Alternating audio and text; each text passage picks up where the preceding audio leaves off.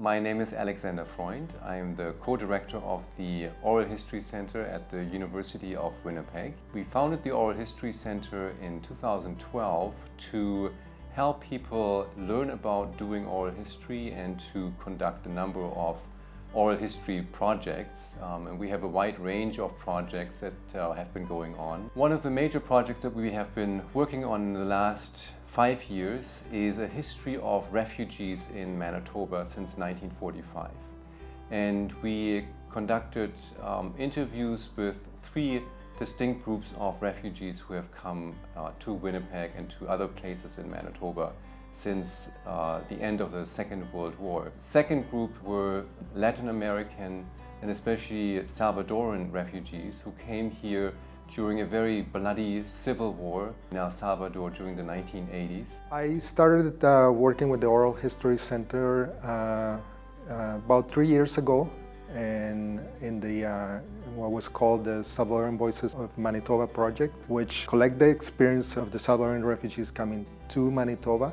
I share a story about a friend of mine who disappeared during the war. This project became so more than I was expecting.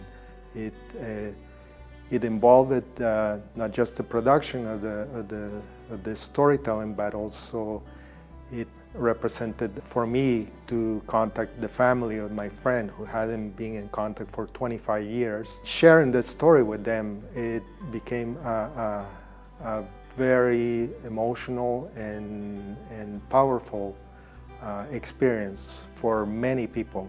And so in the case of the Salvadorans, we found that the best way that many of them could express themselves was in their native language, in Spanish. And so most of the interviews that we conducted were in Spanish, and they needed to be transcribed and translated.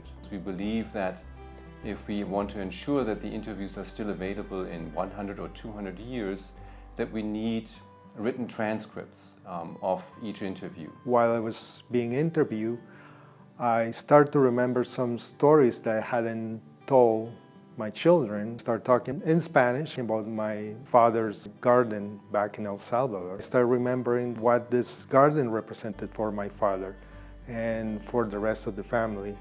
And it almost became a very powerful story that I decided to share with my children right after I got interviewed. So, and I believe that's a very common experience that had a lot of the participants too, being able to talk more easily with their members of the family about those experiences.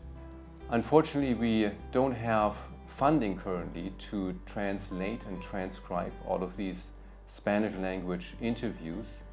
There are about 95 hours left of interviews that we need to translate and transcribe with the help either of Spanish-speaking students here at the University of Winnipeg or members of the Salvadoran community. And so that is what we are trying to raise funds for, to ensure that we create this archive of oral histories, of life stories of Salvadoran refugees in Manitoba.